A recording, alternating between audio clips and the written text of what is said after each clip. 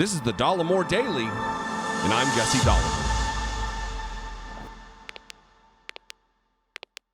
For weeks, I've been talking about being at the mass low-wage workers and poor people's campaign, the Moral March on Washington, and we are here. There are thousands and thousands of people from all over the country who have joined together to talk about and raise their voices about this issue.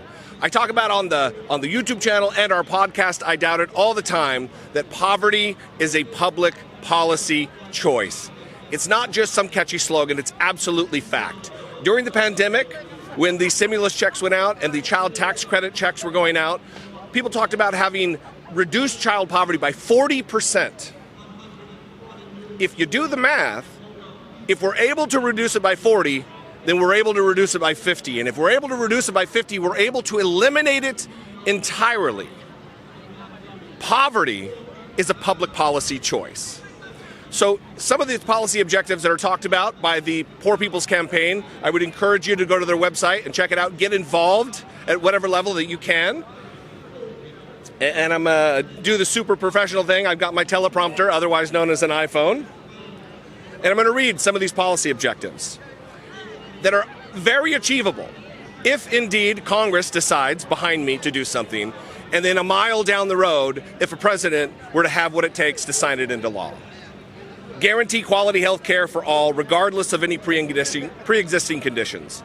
Raise the minimum wage to $15 an hour immediately. Update the poverty measure. Guarantee quality housing for all. Enact a federal jobs program to build up investments, infrastructure, public institutions, climate resilience, energy efficiency, and socially beneficial industries and jobs in poor and low-income communities. Protect and expand voting rights and civil rights. These are just but a few policy prescriptions. These are things that can be done. This is not an impossible set of goals.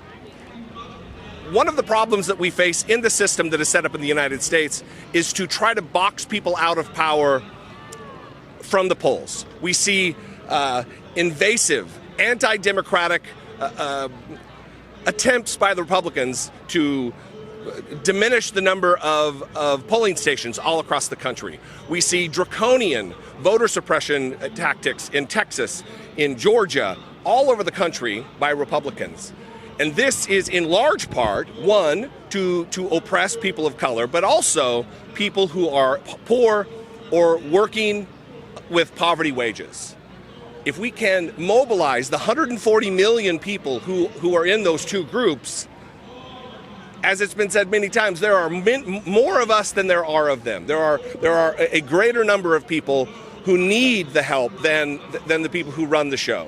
So I would encourage you, as I do on every episode, to get involved, get organized, talk to your neighbors, talk to your friends, talk to your family, talk to your coworkers, to get them passionate about this issue, especially those who feel like they don't have a voice and they have no power in the system.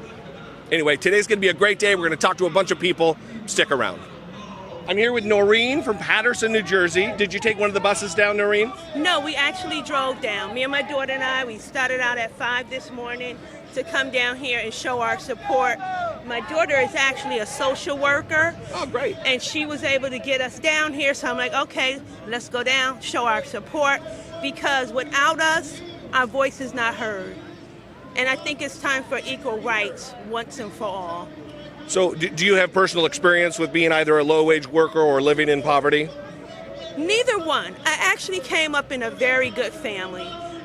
We were well-to-do. We never had to face any of this, but as you're growing up, you see it as a kid. Your friends are in this situation, you know, and then you want to reach out. You want to try to make it better for them because you know how it is when you go home. There's food on the table. The lights are on.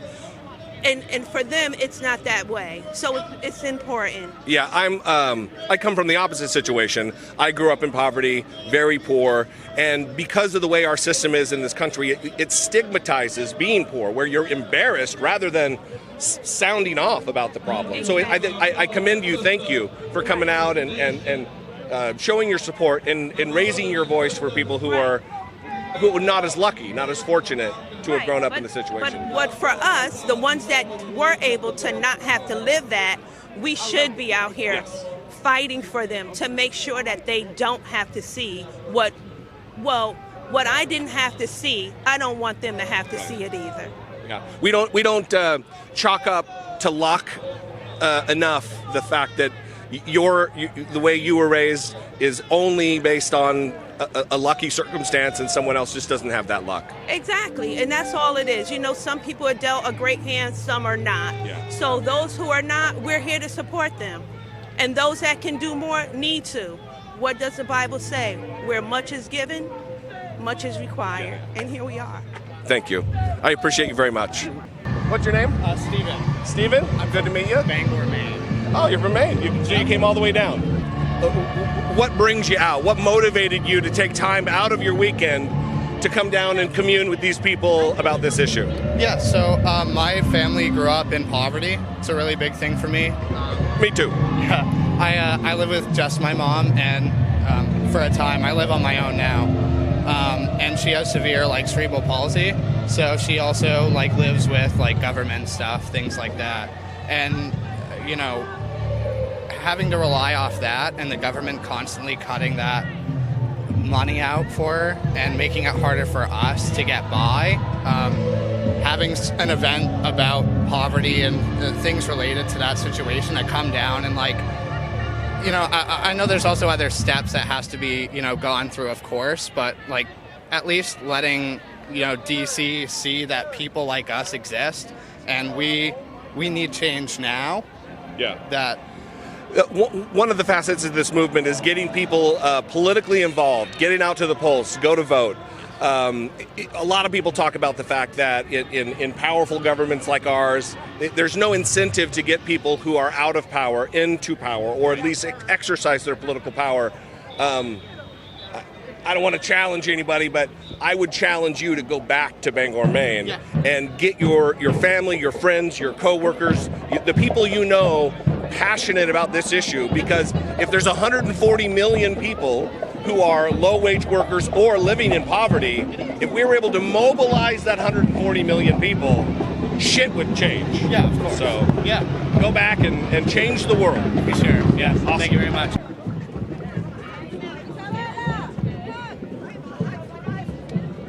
We're out here with Ronald. Thanks for coming out today.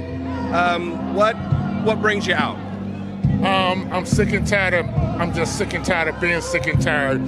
This is the wealthiest nation on earth. So many people are starving. So many people are slipping through the cracks.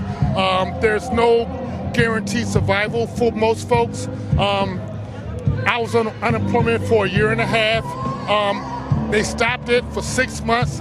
I went to bankruptcy. I had to sell my car. I'm 3 months behind on my mortgage. And in this country, it shouldn't be like that. Not when we spend so much money on the military, on a lot of other stuff. So, I want to stand together. We need to change the system.